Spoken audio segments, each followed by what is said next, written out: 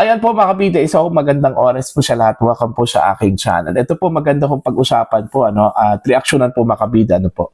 Ito kong matinding pahayag po ni Mr. Edu Manzano Patungkol po ito mga kabida sa AI generated video na inilabas po ng China Daily. Isa kong state-run news outlet ng China mga kabida.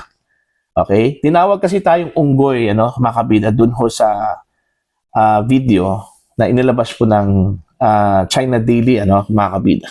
Ang dami hong nagalit, nag-react dito ho sa ginawa po ng China Daily po sa atin, mga kabida. Sa totoo lang po, hindi naman po maganda yung ginawa po ng China Daily po, sa atin. Para bang minamaliit po tayo, mga kabida. Okay? Ang tingin ko nga dito is discrimination po, mga kabida. Racist. Alright? Pero may punto po yung sinabi po ni Mr. Edu Manzano po, mga kabida. Ano ba yung sinabi po niya? Okay? Bakit po tayo nagagalit na tinawag po tayong unggoy? Okay? Yun yung sinabi po niya, mga kabida. Tanong po niya yon. Alright? Pero, hindi ho tayo nagagalit na inuunggoy na po tayo ng ating sariling gobyerno, mga kabida. Anong ibig sabihin po ni Mr. Edu Manzano po doon, sa kanyang sinabi? Alright? Inuunggoy na raw tayo ng ating sariling gobyerno. Ibig sabihin po, ano bang karakteristik po ng unggoy? Nilalaro, Kasi mahilig po kasi maglaro po ang unggoy, mga kabida. Diba? Nilalaro tayo ng gobyerno daw, mga kabida. Dahil ang kanyang pinatutungkulan ho dito, mga kabida, ito kung nakawan po, ng pera ng taong bayan sa pamamagitan po ng corruption po sa flood control projects. Nilalaro tayo kasi para bang nailihis daw yung issue po ng flood control scam, mga kabida. Sa mga ibang issues like, for example, issue po ng mga kinasuhan po, mga kabida, mga nakulong na mga kalaban po ng gobyerno, Okay? Katulad na lang po ni Jinggoy, Marcoleta, And now, yung planong iimbestigahan daw ito kung si Senator Alan Peter Cayetano dahil po sa issue po ng 2019 SEA Games fund expenses po, mga kabida, po. Okay? Tapos eto pa, may impeachment trial ni Sara Duterte, po.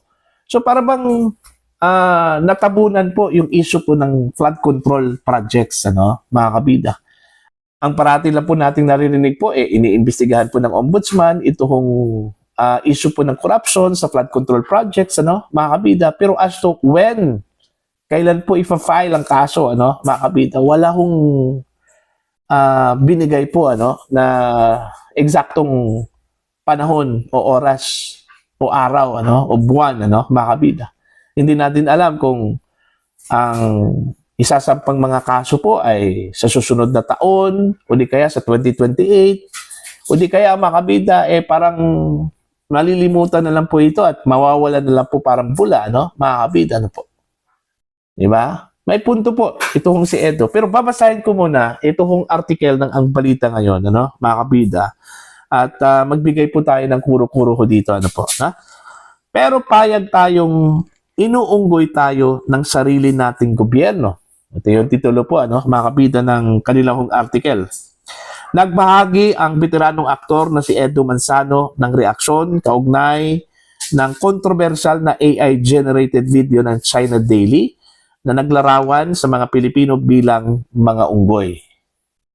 Sa ibinahagi niyang post mula sa kanyang Boses Podcast, iginiit, yung galit tayo na unggoy ang tingin ng ibang lahi sa atin pero payag tayong inuunggoy tayo ng sarili nating gobyerno.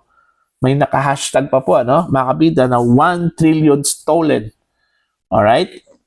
Ang pahayag ay dumating matapos umani ng malawak na pagkundina ang AI-generated video ng state-run China Daily na nagpakita sa mga Pilipino bilang mga unggoy kaugnay ng sigalot sa West Philippine Sea. Naghain ang Pilipinas ng diplomatikong protesta at hiniling na alisin ang naturang video na tinawag ng pamahalaan na racist, offensive, at unacceptable, mga kabida. Nauna na ring nanawagan si Manzano na huwag mailihis ang usapan mula sa umano'y anomalya sa flood control projects. Okay? Bakit biglang nailihis ang usapan? Biglang Marcoleta, biglang Cayetano. Pero nasaan na ang flood control investigation? Nasaan na ang mga kaso? Nasaan na ang pananagutan? Tinapos niya ang kanyang naunang pahayag sa panawagang huwag ninyong ilihis ang usapan, ibalik ang pera ng bayan. Ayon. Actually, may punto po, mga kabida, ito hong si Mr. Edu Manzano po. Okay? Pero para sa akin, hindi naman po maganda na tawagin po tayong unggoy. Parang minamaliit na po tayo doon, mga kabida. Okay? Discrimination na eh. Racist, offensive, unacceptable, mga kabida, po. Okay? Pero, yun nga eh. Nagagalit daw tayo na tinawag tayong unggoy.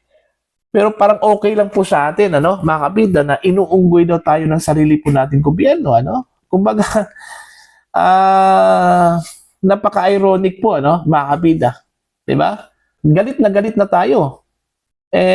Tinawag pa lang tayong unggoy eh. Ganun na po yung reaction po natin, mga kabida. Pero yung mga nangyayari po ngayon sa ating bansa, ninanakawan po ang mga Pilipino, mga kabida, ng mga kapwa Pilipino, okay? Parang wala lang po sa atin. Walang reaction po ang mga Pilipino. Okay, puro lang po post sa social media, naggalit na galit, mga kabida, po. Di ba? Oh. Wala po tayong reaksyon. Okay lang sa atin na inuunggoy tayo, mga kabida. Hindi naman po lahat na nasa gobyerno po ay inuunggoy ho tayo, mga kabida. Siguro meron na pong iilan dyan, okay, mga kabida, na mga opisyal po, ng ating pamahalaan. Ako hindi ko po nilalahat po, yung gobyerno, mga kabida, po. Okay, yung mga opisyal po natin. May mga opisyal din na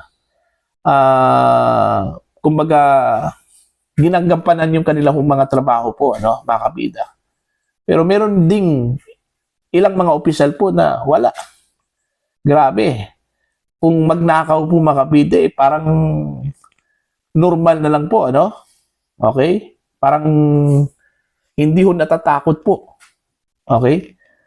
Sa maaring mangyari po sa kanila, mga kabida, kasi kinukonsinte. Alright? So yun, sabi po ni Mr. Edu Manzano, kung galit na galit po tayo na tinawag po tayong unggoy, sana galit na galit din tayo dito ho sa mga kapwa nating mga Pilipino na ninanakawan po tayo, mga kabida. Okay? In broad daylight, hindi lang po gabi. Hindi ho katulad ng mga magnanakaw na umaarangkada po, mga kabida, pag gabi, pag walang tao. Eto, broad daylight. Kahit na po may trabaho po sa kanilang tanggapan, ninanakawan ho tayo, mga kabida, po. Tapos okay lang sa atin. Alright? Diba? Hindi tayo galit. Dapat ipakita po natin yung galit natin. Okay? Doon ho sa mga magnanakaw po, mga kabida. Hindi dahil tinawag po tayo ng unggoy. Diba? Ako, uulitin ko po, mga kabida, hindi ko po nagustuhan yung ginawa po ng China, po. Kasi, gaya na sinabi ko po, mga kabida, parang minamaliit po tayo dyan eh, mga kabida.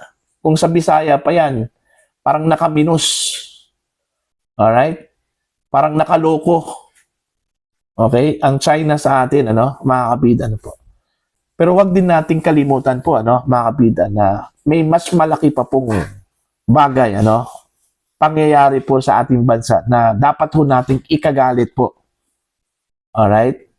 Ito hong nakawan po, ng pera natin, mga kabida, po. Diba? Tama po yung question po ni Mr. Edu Manzano na saan na po yung investigasyon. Bakit nailihis po yung issue po ng flood control projects dito ho sa Marcoleta, Cayetano, o kung sino-sino pa po yung iniimbestigahan po ngayon, ng gobyerno, mga kabida. yung mga paghahabol po doon ho sa mga kalaban po ng gobyerno. Okay?